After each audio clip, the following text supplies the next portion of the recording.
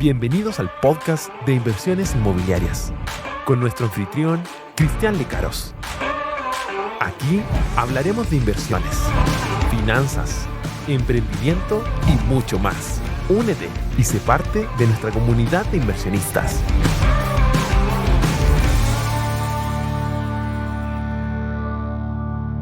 Queremos retomar nuevamente nuestra línea de podcast y obviamente estaremos también en YouTube con estas mismas presentaciones donde estaremos hablando acerca de materia de actualidad económica, inversión inmobiliaria, inversiones también en general que estén pasando. Y me va a acompañar en este tipo de programas Pancho Aguiluz, aquí le doy la bienvenida a nuestro canal de StreamYard donde estaremos hoy día conversando acerca de la inflación. ¿Cómo estás, Sí, Pancho Aguiluz? muy bien, pues, don Cristian. Hemos hablado tanto del tema y no nos dejamos de sorprender. Momento económico complejo, lamentablemente. Suben las tasas de interés, 75 puntos base por parte del Banco Central, llega al 9% acumulado. La gente tiende a asustarse de repente escuchando estas noticias porque además el alza de los alimentos también nos tiene sin mucha tregua. Por lo tanto, la gente va viendo que el dinero se va haciendo escaso y es bueno saber cómo protegerlo de este momento inflacionario bien complejo que estamos viviendo, Cristian. Absolutamente creemos que este podcast va a ser muy importante porque obviamente hay un antes y un después de lo que está pasando en términos de la economía chilena. Nunca nos hemos encontrado en los últimos, de hecho, 30 años, Pancho, que no marcaba una inflación acumulada a el mes de junio del 2022, siendo acumulado de cerca de 11,5%. O sea, realmente es un número muy alto. Así que en este conversatorio vamos a hablar acerca de, bueno, cuáles son las causas de la inflación, qué es lo que está pasando, como tú decís, cómo protegernos, qué hacer con los presupuestos familiares. De hecho, el índice de salarios reales cae en Chile. Hay un número muy, muy feo y que tiene que ver también, Pancho, porque obviamente cae el poder adquisitivo de los chilenos, porque obviamente la inflación empieza lamentablemente a carcomer nuestro poder adquisitivo. Si antes tenía 100 lucas, ahora esas 100 lucas compran 90 lucas en buen chileno. Sí, una cuestión bien tremenda y que tiene muchos chilenos, yo te decía, asustados a la hora de ir al supermercado hoy día, compras 3 cosas y no te sale menos de 40 lucas. O sea, compres lo que compres, menos de 40 lucas no te gastas en el supermercado. Yo que vivo solo, por ejemplo, compro una lechuga, un par de tomates, un cebollín, un pedazo de carne para darme algún gustito, digamos, y te juro que menos de 40 lucas no te gastas en una pasada de supermercado. Efectivamente está complejo los presupuestos familiares y uno se encuentra con que hoy día la inflación afecta muy negativamente toda la canasta familiar y también, Pancho, recordémonos que por lo menos para todas las personas que nos están escuchando y también viendo nuestro canal de YouTube, el tema también es una inflación importada. Toda la situación de la guerra Rusia, partiendo del lado exterior al interior, Rusia con Ucrania genera finalmente una complejidad en el precio de los combustibles que hace que esta guerra genera menos producción, obviamente hay embargos americanos sobre Rusia, hay todo un conflicto geopolítico, económico, que en resumen hace que el precio del petróleo haya subido también de una manera brutal, sobre 50%, 60%, el precio del barril, y finalmente hace que tú lo que importas, Pancho, Chile es 90% importaciones de petróleo. Imagínate que ese petróleo que ya llega más caro, que además tenemos internamente la incertidumbre del proceso constituyente que empuja que el tipo de cambio esté en 840 versus 680, que en teoría debería estar, ese tipo de cambio más caro hace que me salga más caro comprar petróleo, que además llega más caro. Por ende, ese petróleo que entra, en resumen, Pancho, se distribuye solamente en la cadena de distribución de transporte, ¿cierto? Para poder llevar el pepino, la lechuga, lo que sea, de un lado para el otro, te sale más caro. Claro, uno entiende que el precio, digo, del petróleo te afecta básicamente a todo lo que es producción. Todo lo que tú produces lleva petróleo, todo lo que tú transportas lleva petróleo. Lo que a mí me cuesta entender es por qué el Banco Central da la inflación internacional y justamente el precio del petróleo como uno de los argumentos para subir las tasas de interés, que entiendo es distinto la tasa de interés de la inflación. Claro, lo que pasa es que hay una tasa, Pancho, que finalmente regula el Banco Central como ente último que define toda la política monetaria de nuestro país. De hecho, varios países tienen bancos centrales, no solamente el caso chileno. El Banco Central ha sido un ente autónomo que ha generado en general una estabilidad bastante envidiada por nuestros países vecinos de la región, porque obviamente Chile tenía una inflación controlada 3%. Esa es la meta del Banco Central, mover la política monetaria, que ya voy a explicar un poco en lo práctico cómo se hace, pero que la inflación, Pancho, del país sea entre el 2 al 4%. Hoy día se dispara al 11, 10% acumulado, o sea, eso hace en 3 años, haces un año, ¿cachai? En 3 años, o sea, se acelera. Básicamente, en torno a eso, Pancho, lo que finalmente hace el Banco Central es aumentar, ellos pueden, por, como te digo, este tema ya de definición constitucional, ellos pueden aumentar el costo del dinero arbitrariamente, pero en el sentido de poder, obviamente, darle una estabilidad macroeconómica a Chile, porque finalmente todos los actores financieros pedimos crédito, accedemos a crédito, gastamos plata, pedimos, o sea, nos movemos en base a un sistema obviamente monetario, económico, y lo que hace finalmente el Banco Central es estabilizar esas alzas de precio a nivel de la TPM. Aumenta el costo del crédito que se presta finalmente el Banco Central, empuja que los bancos, entre ellos haya, entre Banco Central y bancos de Banco de Chile, Banco SI, aumenta ese costo del crédito y finalmente ese costo del crédito se traspasa al consumidor final. Y en resumen, lo que finalmente eso genera es que te salga más caro pedir un crédito consumo, un crédito comercial, y por ende la gente menos gasta. Si la gente menos gasta, genera una menor presión sobre lo que se llama la inflación, que ya explicaremos cómo se genera, y eso hace que la inflación, la temperatura del enfermo, empiece de a poco a ir bajando. Claro, el tema es que en Chile no solamente te endeudas en UF, sino que los colegios, por ejemplo, los pagas en UF. Entonces partiste el año pagando 500, por darte un ejemplo, y terminas pagando 640, 650 por un niño. Si tienes 3, o sea, al final esto se termina convirtiendo en una olla a presión, incluso a nivel familiar, bien importante. Exactamente, por eso es que el Banco Central está tan preocupado y en Chile subió la tasa de política monetaria ahora un 9%, veníamos de un 8,25%, porque todavía sigue siendo insuficiente la frenada. Esto viene por varios factores. Obviamente hablamos del factor recién internacional, pero obviamente que hay un factor local y que tiene que ver también con estos retiros. Hubieron 3 retiros en Chile el año pasado y antepasado, 3 retiros que son 50.000 millones de dólares que la gente básicamente sacó a la AFP por toda la situación que hablábamos del coronavirus. Y además los IFE de Piñera, expresidente Piñera, IFE laboral, IFE familiar, que eran subsidios directos, generaron por ahí por 45.000 millones de dólares más. Esa cantidad de plata, 100.000 millones de dólares, que pareciera ser poco, o como que uno dice 100.000 millones y pasa rapidito, no hubo ningún país de Latinoamérica, Pancho, que tuviera esa cantidad de recursos que se mueven en el corto plazo. Entonces, al tener a todo el mundo en las casas, tú produces inevitablemente menos bienes y servicios, porque no te mueves, porque obviamente los bienes y servicios son ir a trabajar, ir a hacer una cuestión, crear una máquina, mover la máquina de un lado al otro. Obviamente habían temas esenciales, pero por supuesto que Chile estaba todo parado. Llega esa plata, los mismos bienes y servicios están ahí, no han cambiado, es decir, habían 100 autos a la venta, no hay ahora 500 autos para la venta, están los mismos 100 autos, llega este chorrón de plata y hace que finalmente ese precio de ese automóvil vaya subiendo, ese pepino vaya subiendo. Exacto. Mala el efecto externo, Pancho, finalmente terminamos en un caldo cultivo inevitable. Esto es como cuando te da un tema bacteriano que tenías un tajo abierto, nunca te pusiste ni siquiera un parche de curita, ni un antibiótico y te infectaste. Bueno, es la misma cuestión. Era inevitable este efecto inflacionario. Ya te voy a preguntar por la protección de la plata ante un escenario como este, digamos. Pero yo recuerdo que en el verano, mientras editaba los programas de la radio en la que trabajo, en Vivo Vivo, nos llegaron avisos de agrícolas, por ejemplo, que rifaban autos entre quienes quisieran llegar a trabajar. Incluso eso llegó a provocar la repartición del IFE, la repartición de estos 10%, gente que decidió no ir a trabajar porque recibía mejor IFE que sueldo. Efectivamente te empieza a generar los subsidios una serie de desequilibrios en lo microeconómico y después en lo macroeconómico.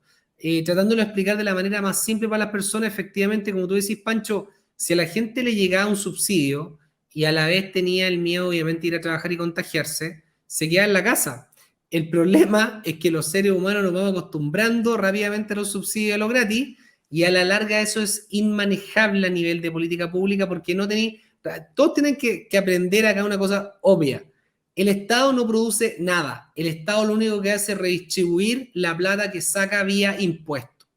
Por ende, si yo te estoy dando un subsidio a ti, como Estado, digo, bueno, a esta persona le corresponde, a él también le quiero ayudar, a este también, a este lo otro, finalmente esa persona a la larga dice, bueno, yo creo que el Estado me siga dando todas estas cosas gratis, y empieza a generar lo que se llaman déficits, que es igual que en tu casa, Pancho, cuando no te alcanzan las lucas, empecé a ocupar la tarjeta 1, una tarjeta, casa comercial A, casa comercial B, banco A, banco C, Z, D, y finalmente la empresa colapsa, la casa colapsa, en este caso colapsa un país. Es exactamente lo mismo porque o son recursos de ahorros que tienen los gobiernos, o finalmente son endeudamientos locales o internacionales.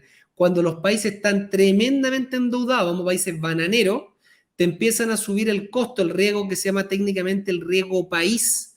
Por ende, Pancho, si antes te endeudáis, inventemos al 3%, ahora te endeudáis al 5% y después te endeudáis al 7%.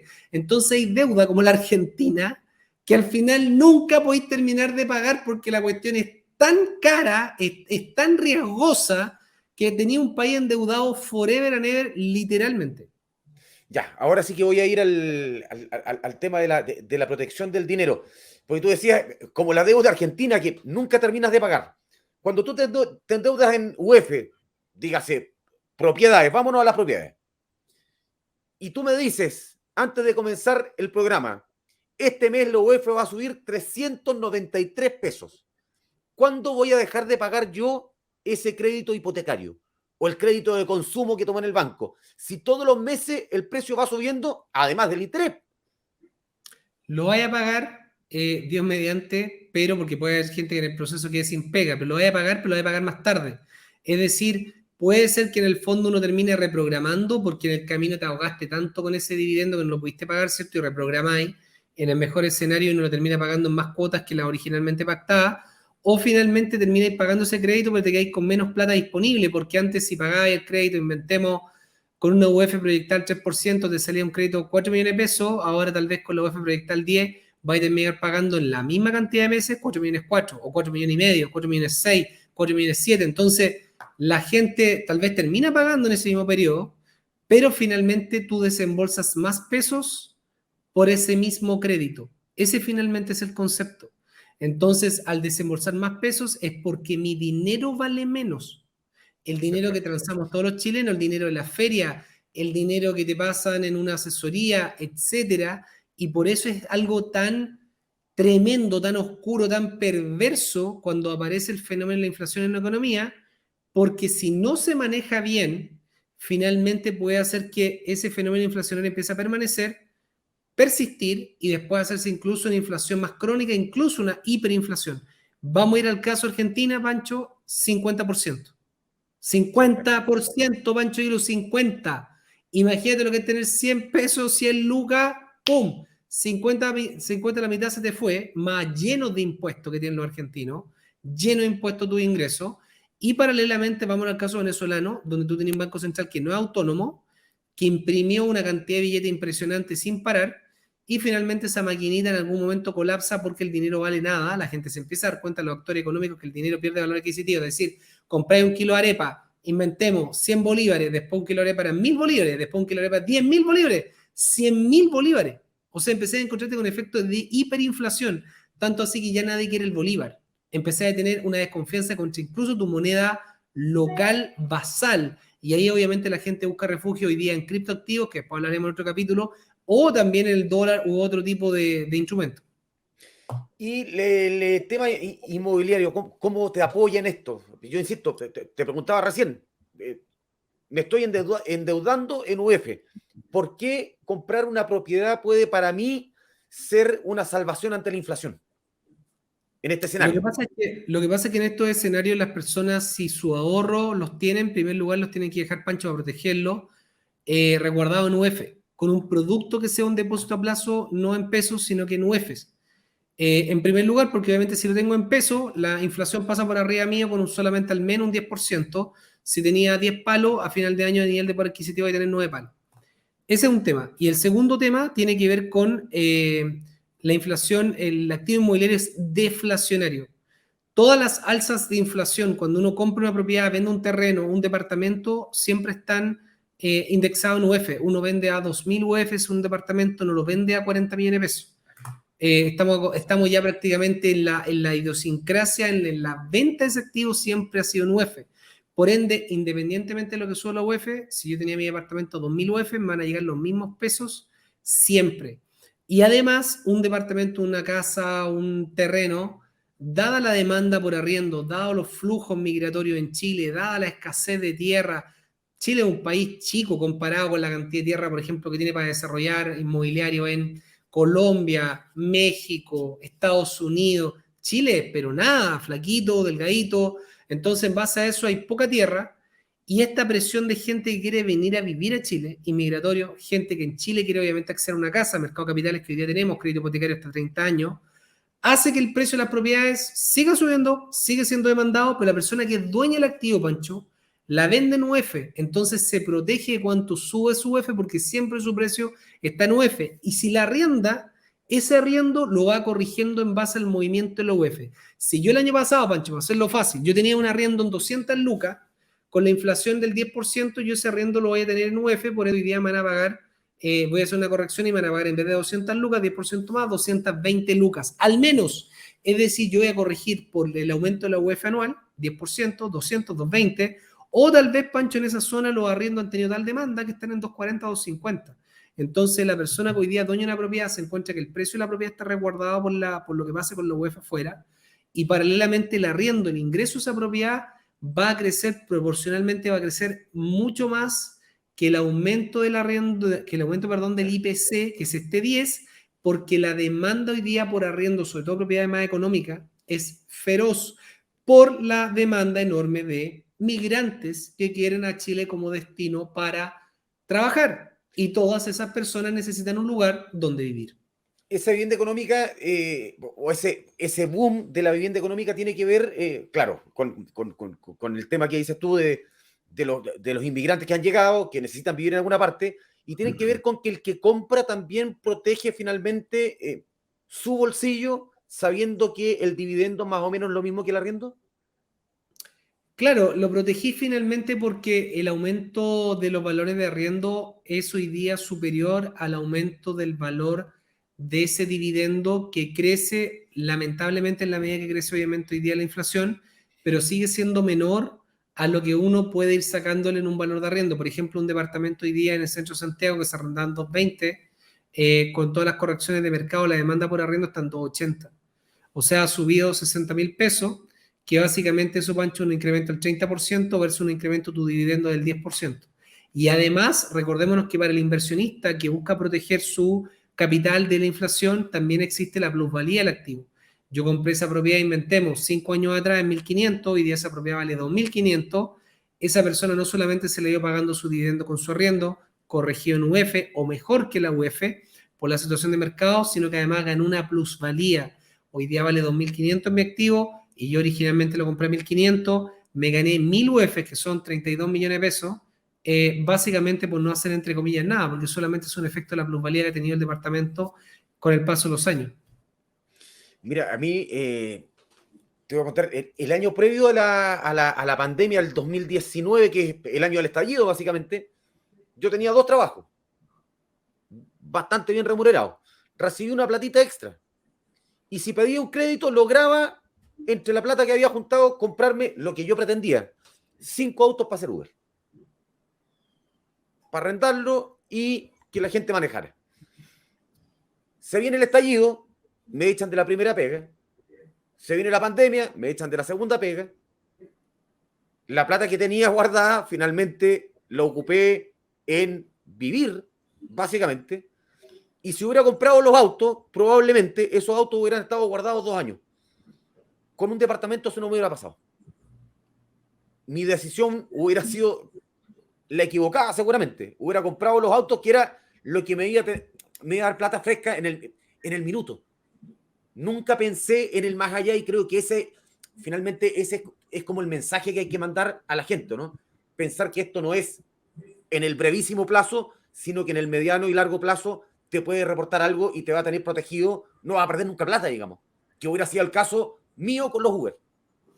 Es muy raro que una persona pierda plata, Pancho, en el tema de las propiedades. Eso es algo que está metido en la cabeza de nuestra abuela, abuelo, y ha sido así, ¿cachai? Con sus terrenos, campos, propiedades, casas, galpones, o sea, con el crecimiento hoy día de la población chilena, que mucho ha tenido también por el flujo extranjero, porque las tasas de natalidad en Chile son bien bajas, hemos visto que obviamente las demandas por inmuebles donde la gente vivir, acuérdate que el inmueble al final, Pancho, tú estás ahí, necesitas un techo donde vivir, y igual las rentas residenciales son bien de primera necesidad.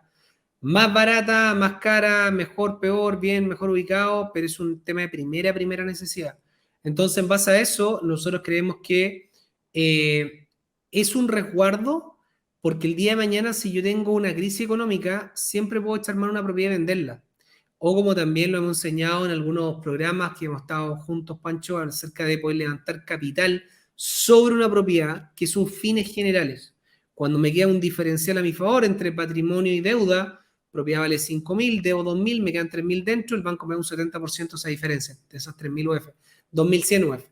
Y con esa plata yo puedo echar mano y poder, ¿cierto? Poder financiarme en un periodo que me echaron de la pega, quiero levantar un negocio. Entonces, siempre finalmente es como un chanchito con un ahorro forzado, pero que finalmente otro te lo paga en un alto porcentaje, porque esa propiedad podría estar vacía en algún momento, pero en términos estadísticos, una propiedad hoy día en Santiago Centro, Pancho, que más o menos una arrendataria está 2 años, y esa propiedad va a estar vacía un mes en esos 2 años cuando tú la quieras recolocar. Entonces, al final, por año, tenía un departamento vacío 2 semanas. ¿Cachai? Que es bastante Exacto. poco para todo lo que te la Es están poco. pagando. Es poco. Ahora, ese chanchito que tú dices que puede tener una familia, yo te lo planteé la primera vez que nos juntamos. Yo me imagino a alguien que gana un determinado sueldo, qué sé yo, hablemos de una familia de 1,5 millones, 2 millones de pesos, que sí le puede alcanzar de repente para ahorrar para ese chanchito. Una persona, una familia que acumula 1 millón, 1.200.000, ¿tiene cómo recurrir también al chanchito? ¿Tiene cómo llenar el chanchito? Siempre pueden, porque en el mundo inmobiliario hoy día, a diferencia de Latinoamérica, Pancho, las tasas de interés, que lo hablaremos en el programa de mitos, para que todos se puedan ahí conectar en el próximo programa que tenemos en el podcast, que hablaremos de mitos y realidades, es acerca de las tasas de interés, que obviamente se piensa que la tasa de interés es súper alta, porque obviamente teníamos una tasa previo al estallido de 2%, 1,8%, a 30 años, un regalo, un lujo, no existía una tasa así, no existía una tasa así en la historia de Chile y del mundo. Entonces, en base a eso, nosotros podemos pensar que hoy día una persona se endeuda al 4,11, que son las tasas hipotecarias, que es una tasa que sigue siendo baja. Latinoamérica es 9, 10, 11, 12. Estamos hablando de cualquier otra cosa en Latinoamérica a nivel de tasa. Y acá una persona puede comprar en cuota un proyecto inmobiliario desde 120 lucas, 100 lucas. Entonces una familia que tal vez gana 1.200.000, está bien, yo sé que cuesta ahorrar y más en ese nivel de presupuesto y más con todo lo que está pasando. Pero si esa persona hizo un retiro, si esa persona tiene algún nivel de ahorro, o si esa persona, Pancho, complementa renta, porque a veces yo gano 800, mi pareja gana 800, tengo 1.600.000, 500, 700, 1.200.000, etcétera, alguien se aprieta, alguien tal vez no compra el auto, anda en metro, o sea, hay varias formas de apriete, no como afuera, pero voy con 100 lucas, ese capital yo estoy hoy día comprando un activo que está en UEFs, estoy congelando el precio de la UEF hoy día, y finalmente estoy apostando a un mercado de arrendamiento que cada vez va a ser más grande, porque con todas las restricciones que contamos, sea igual la tasa aumentó, es una tasa súper competitiva, pero igual aumentó, entonces gente quedó fuera por comprar, hay que tener algún grado de ahorro, hay que eventualmente tener pega, entonces personas no van a poder comprar, van a tener que arrendar, el mercado arrendatario inevitablemente y de forma crónica en Chile va a seguir creciendo, y por ende esa persona se está encontrando con una posibilidad alta de una buena velocidad de arrendamiento y un buen precio del arrendo de ese activo que está comprando. Esa persona para la que es un mega esfuerzo, digamos, ahorrar esa plata para invertir en una propiedad y que tiene el temor de, no sé, decir, yo no solamente tengo que pagar el arriendo de donde vivo, sino que además voy a tener que pagar un dividendo. Ese temor se elimina con lo que dices tú, que es básicamente el alto mercado de arriendo que tenemos. O sea, hay una posibilidad en el fondo de una alta velocidad de arriendo. Obviamente tiene que ser una propiedad bien ubicada, cerca de metros, zonas de acceso. Estaremos hablando en un podcast con mayor entendimiento de cómo elegir una buena ubicación. Pero en base a eso yo voy a tener una buena velocidad de arrendamiento, y a la vez de tener una buena velocidad hay mucha gente que quiere arrendar esa propiedad. Y al haber mucha gente el precio sube. Entonces finalmente esa persona se puede encontrar con una vacancia baja, precio de arriendo alto, el activo con una buena plusvalía, el activo se vende en UF, por ende me protege la inflación y mi contrato de arrendamiento está en UF, por ende me protege de finalmente estas alzas de tasa que estamos hablando recién de la TPM y todo el efecto inflacionario. Y por otro lado, ese contrato de arrendamiento para la persona que hoy día arrenda una casa y tiene otra propiedad, como tú decías, con un dividendo, ese dividendo de esa inversión se va a netear o vamos a buscar netearlo con ese contrato de arrendamiento, que hay que recordar que los contratos de arrendamiento obviamente tienen que ser notariales. Exactamente. Ahora, me llamó la atención, tú me decías recién, las tasas de interés para un crédito hipotecario en Chile son bajas, son más bajas que en Latinoamérica. Me hablabas de un 4, algo por ciento. Sin embargo, empezamos el programa hablando de que las tasas de interés llegaban al 9. La TPM sería es la tasa de política monetaria que define el Banco Central y que esa es la tasa en la cual traspasa a los bancos. Esa tasa tiene una relación directa con los créditos de consumo, que obviamente son más altos, son 20%, créditos que son comerciales, que son para pymes, pero en este caso la hipotecaria no tiene un efecto tan directo. Lo que más le ha pegado a la tasa hipotecaria, Pancho, que este 4% que tú habláis, le ha pegado más fuerte los retiros, porque mucha plata de la AFP estaba metida en bonos de los bancos a largo plazo.